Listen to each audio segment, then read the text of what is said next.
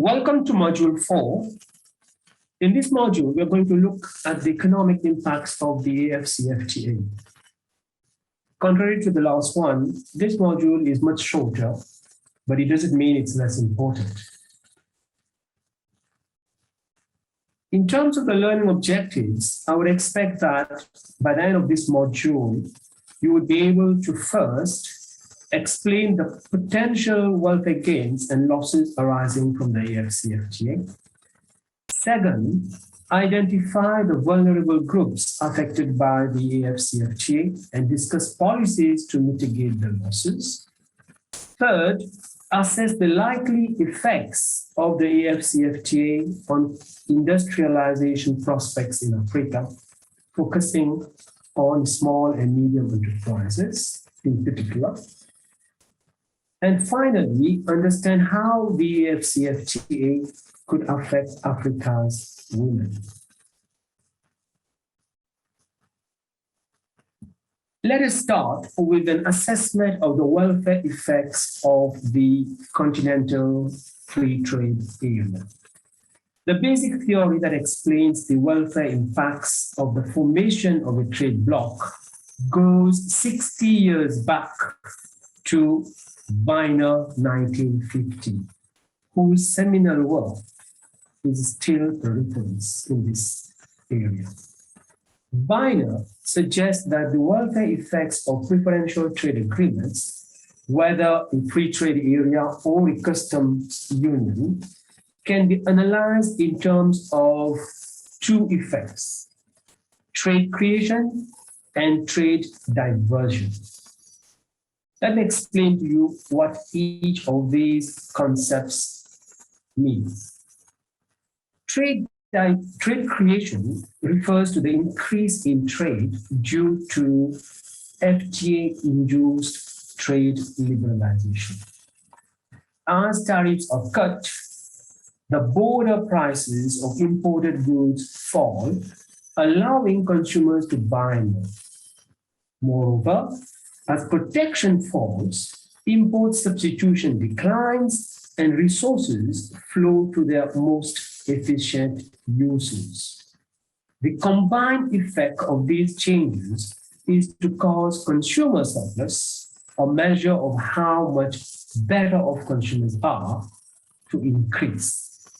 Hence, trade creation is positive. The welfare change induced by trade creation is a positive effect. But the formation of a trade bloc may also cause trade diversion. Trade diversion occurs when imports are diverted from a more efficient external partner to a country with lower tariffs in the preferential trade area, which now enjoys a preference margin. Trade diversion leads to loss of consumer surplus and is welfare reducing. Let us illustrate this using an example. Consider the table on this slide. It shows the cost to a fictitious country that I call country D of importing a product from three different countries under three scenarios.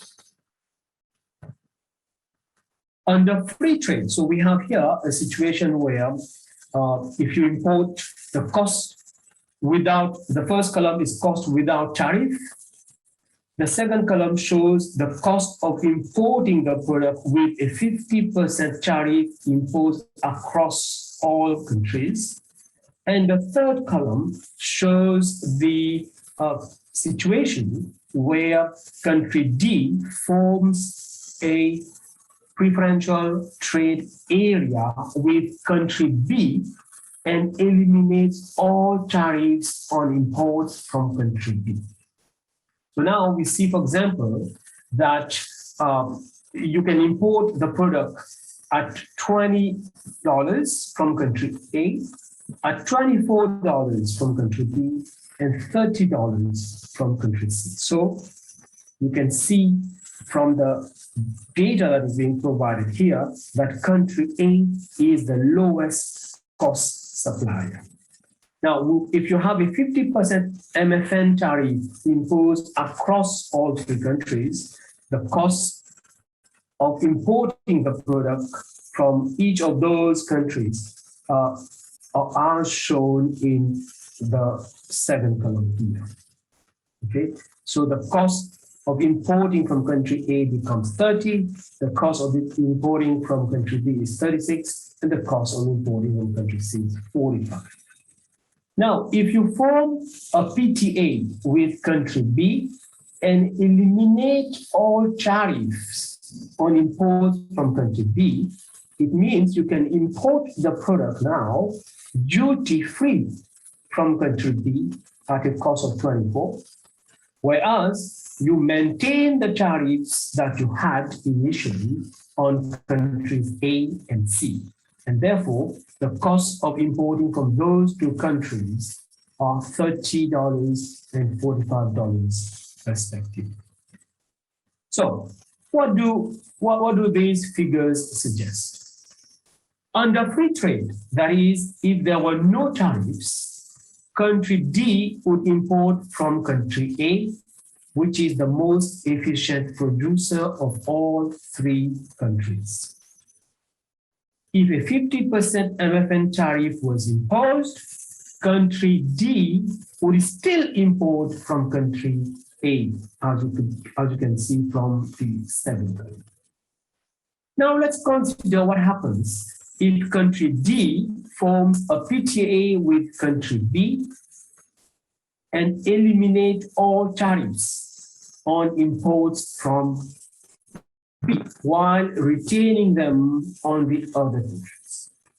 This situation is shown in the last column, as I explained previously. We see that country B now becomes the cheapest supplier of the product. This is simply because it enjoys a preferential margin of 50% over its competitors. The fact that the tariff is 50% and that country B doesn't have to pay the tariff, whereas imports from the other countries are hit with a 50% tariff. This fact means that you can import from country B at a preferential margin of 50%. So in this sense, the PTA distorts competition and leads to trade diversion. The overall welfare effect depends on the relative sizes of the trade creation and trade diversion effects. If there is trade diversion, and if it is larger than the trade creation effect, then the formation of a trade bloc may be welfare reducing. And perhaps most likely it will be welfare reducing. The welfare effects in Weiner's analysis are static effects of trade liberalization. However, the formation of a trade bloc may also generate dynamic effects. These arise from larger markets and economies of scale, the availability of cheaper imported inputs, enhanced competition as local producers face import competition, and expanded choice of products for consumers.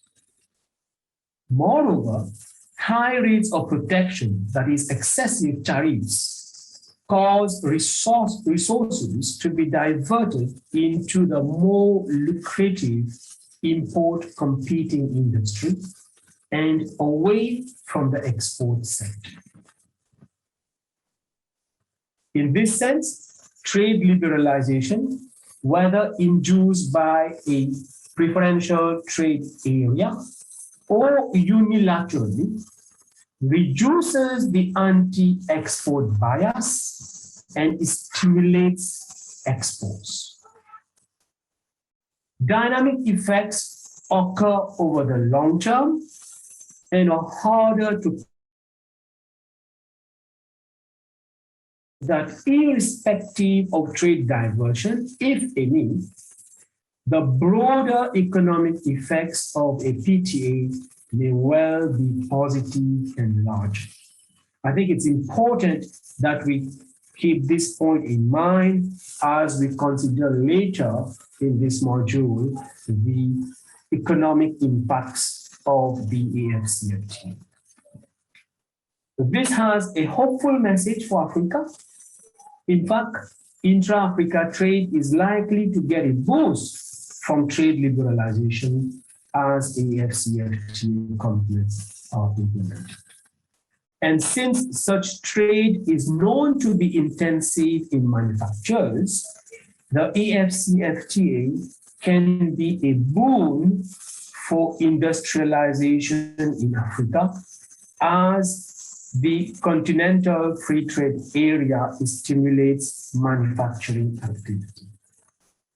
Moreover, wider benefits are likely to follow from the dynamic effects: enhanced cooperation, innovation and technology transfer, greater competitiveness, and potentially diversification.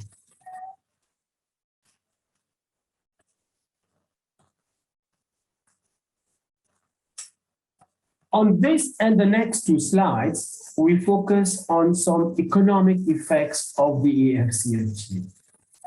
Most of these impacts are estimates based on sophisticated simulations models, such as the computable general equilibrium models or CGE models. However, these estimates vary because the studies from which they come differ along various dimensions. For example, some studies account for complementary policies, for example, reduction of non-tariff barriers, whilst others do not. A few consider domestic income distribution effects, while others don't. And some models allow for dynamic effects, that is, effects that occur over a long period of time, while other models may be just static in their construct. On the other hand, most CG models are similar in one respect.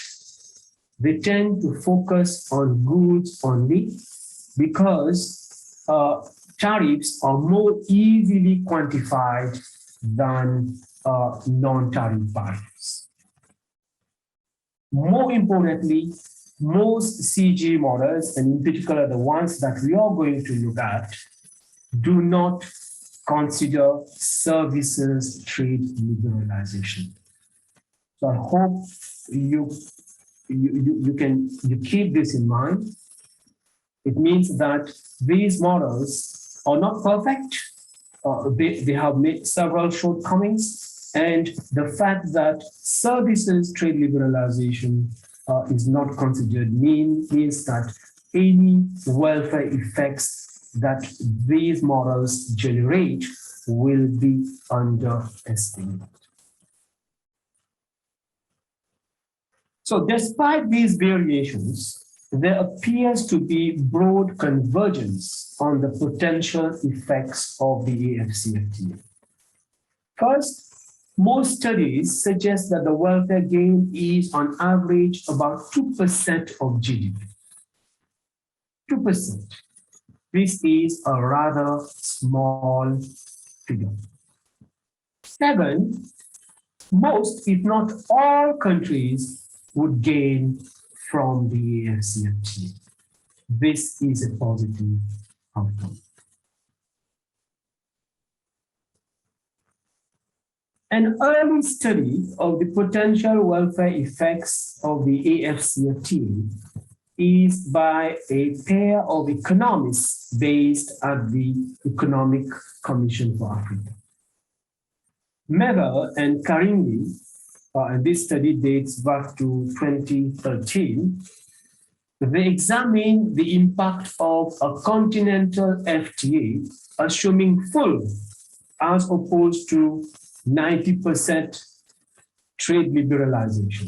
90% is what has been agreed as we noted earlier, and as we will continue to discuss in the future modules. So they assume full tariff liberalization plus trade facilitation. So they don't just stop with tariff liberalization, they add to it the assumption that African countries implement trade facilitation measures. Medal and Karimbi estimate that intra-Africa trade could increase by 52% by 2022 in a continental FTA. And this figure will more than double to 128% if the continental FTA is accompanied by trade facilitation measures. In that case, the share of intra-Africa trade would increase to 22% compared to the baseline of 10.2% in 2010. Much of this increase in trade is attributed to the expansion of industrial exports. Moreover, they find that both skilled and unskilled workers in the agriculture and non-agriculture sectors would gain. However, the estimated welfare effects are rather small, even with a full continental customs union. So this is a step of the free trade area. We are now talking about the customs union. So even with a full continental customs union plus trade facilitation measures, real incomes will increase by about 1% only. In other words, the increase in GDP, the welfare, as we call it, welfare will increase by just 1%. That is very small. A 2016 study by Chauvin and his associates estimate the cumulative impact of trade liberalization under an AfCFTA, focusing on 6 African countries. These are Burkina Faso, Cameroon, Côte d'Ivoire, Ethiopia, Madagascar, and Nigeria. And they consider 4 incremental scenarios. First is tariff liberalization, agricultural goods only. Second is trade liberalization on manufactured goods on top of A. So as we move from A to B to C to D, it cumulates. Okay, so C is not just C, it's A plus B plus C. And finally, D, which is the most comprehensive scenario, is A plus B plus C plus D. Okay, so the scenarios cumulate. C is a 50% reduction in NTBs, in non-tariff barriers, and scenario D is a 30% reduction in transaction costs. Now, they have their ways of actually modeling these effects, especially the 50% reduction in NTBs and the 30% reduction in transaction costs. There are ways in which you can do this within CGE models. Obviously, these models are very sophisticated. There are thousands of equations and many assumptions are made, which lead some people to actually be critical about the results that such models generate. They find that in the most comprehensive scenario, that is A plus B plus C plus D, welfare would increase by 2.6% by 2027. With the reduction in NTBs and transaction costs contributing most to welfare gains. I think it's the message that is already coming from these studies is that trade liberalization itself may not generate a significant welfare gain. Welfare gain would be much bigger if on top of trade liberalization, there is accompanying trade facilitation measures being undertaken, as well as reduction in non-tariff barriers. In fact, non-tariff barriers, as we explained earlier, are more binding than tariffs, which in any case are low as it is.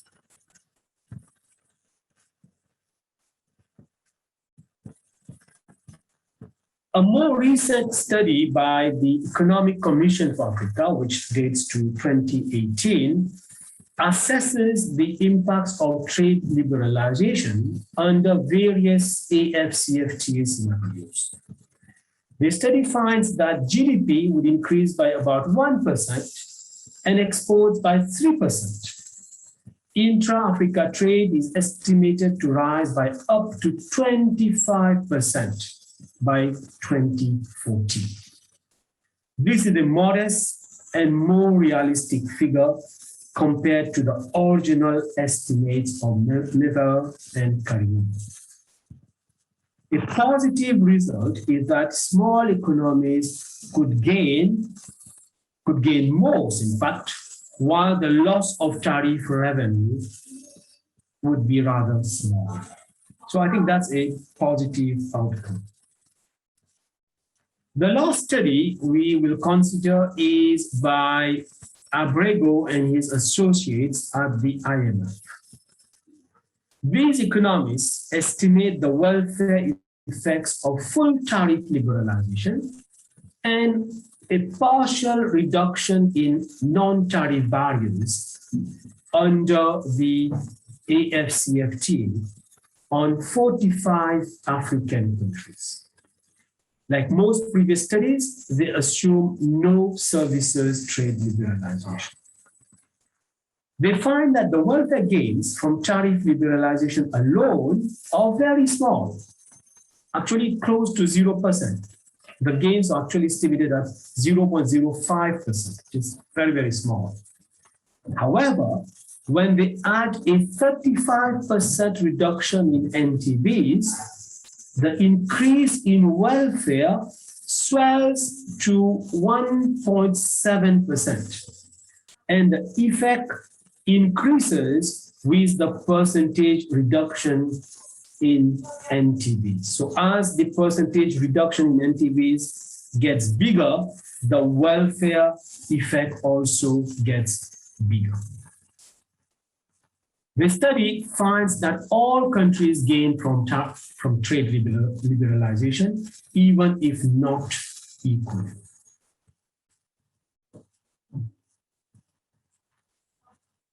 There is much hope that the AfCFTA could bring about the structural transformation of Africa through industrialization and diversification.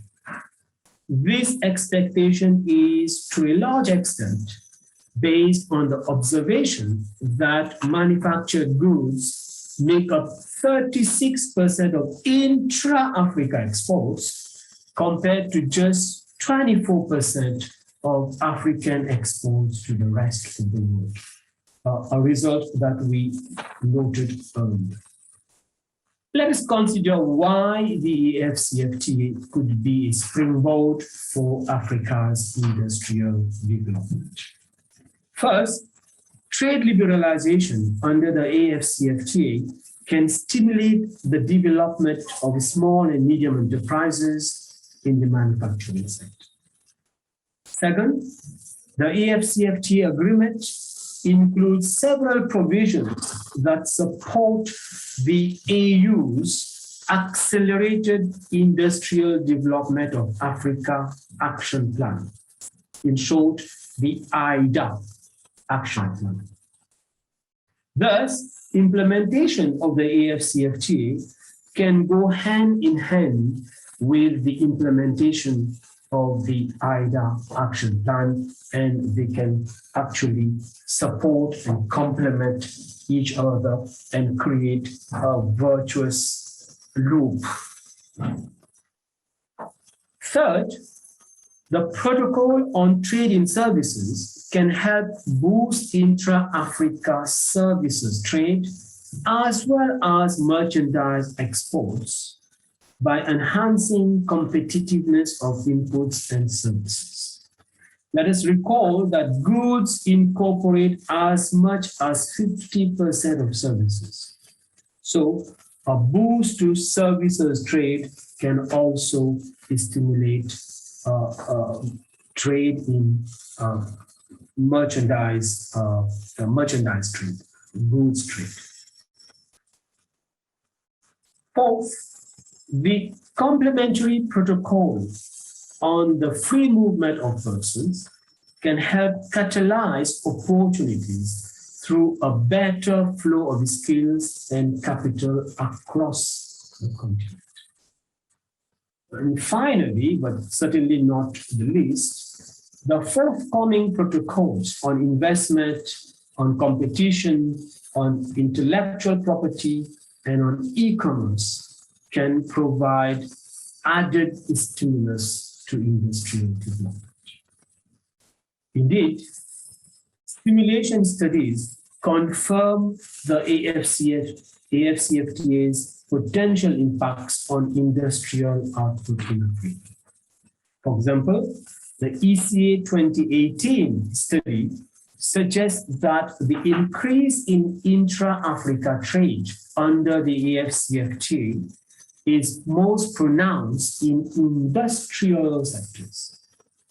And the IMF study, for its part, finds that over 60% of the increase in income under the AfCFTA will come from higher manufacturing output compared to 16% from the agriculture sector.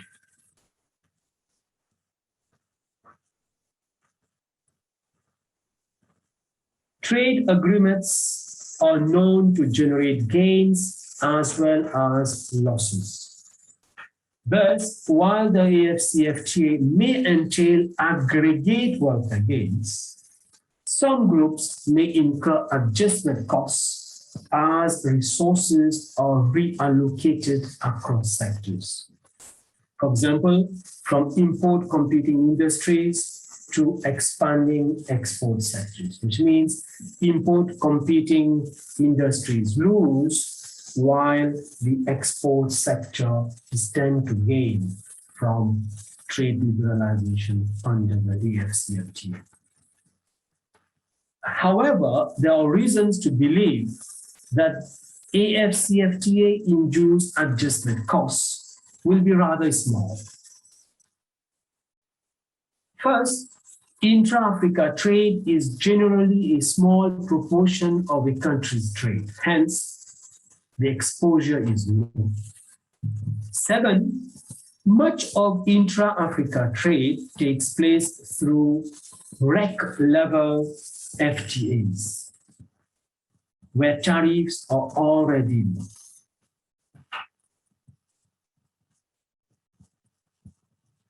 Third, the AfCFTA provides for exclusion lists and safeguards, which afford a degree of extra protection when needed. Exclusion lists allow member states to omit specific sectors from trade liberalization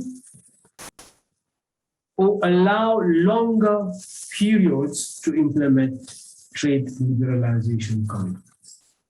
Safeguards allow member states to raise tariffs temporarily to protect themselves from import surges. Fourth, the impact of adjustment costs can be minimized by using flanking policies. These are measures such as subsidies, trade facilitation measures, and other incentives to compensate losers from trade liberalization. There will be vulnerable groups. These are groups that stand to lose from trade liberalization under the AfCFTA. And the literature suggests that 4 such groups are easily identified. They are smallholder farmers, cross-border traders, women, and the youth. Actually, many cross-border traders tend to be women. So they are, as you can understand, they stand to lose in more ways than one.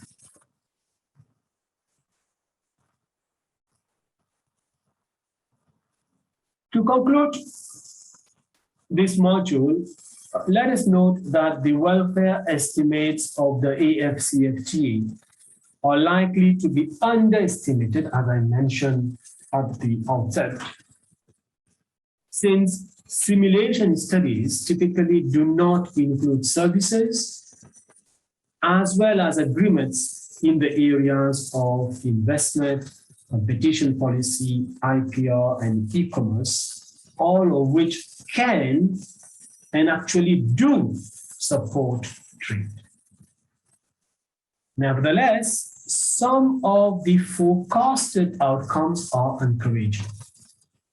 For example, the expectation that all countries, whether large or small, stand to gain from the AfCFTA should give a boost to efforts to implement the agreement. However, some groups will inevitably lose. These vulnerable groups need to be protected through mitigation measures. In the previous slide, we identified these vulnerable groups to be smallholder farmers, cross-border traders, women, and the youth. And finally, the ongoing pandemic has highlighted the industrialization potential of the AfCFTA as it could contribute to building much needed economic resilience.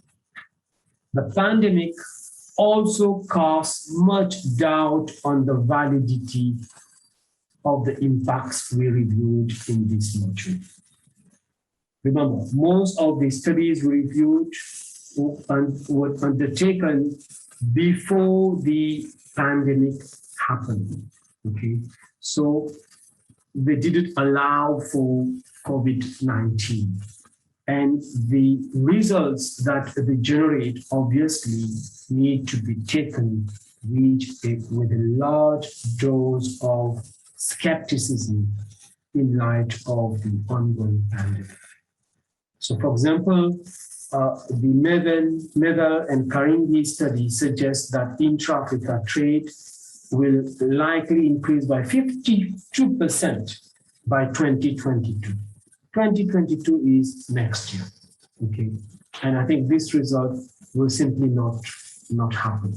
So what the pandemic tells us is that with the pandemic, the period of time that it would take for the AfCFTA to show its full effects will be now much longer than was initially envisaged. So that brings us to the end of module 4. In this module, we reviewed the impacts of the AfCFTA, especially in light of the pandemic. Generally, the effects that have been estimated by simulation studies tend to be rather small, especially the welfare effects. By welfare effects, I mean the percentage increase in GDP. They tend to be rather small. But then we made the point that these estimates might be on the low side, might be underestimated because most of these studies do not consider services, They do not consider investment, e-commerce, IPR, and some of the other issues that are currently under negotiation. So thank you. I look forward to talking to you on module 5. Good luck.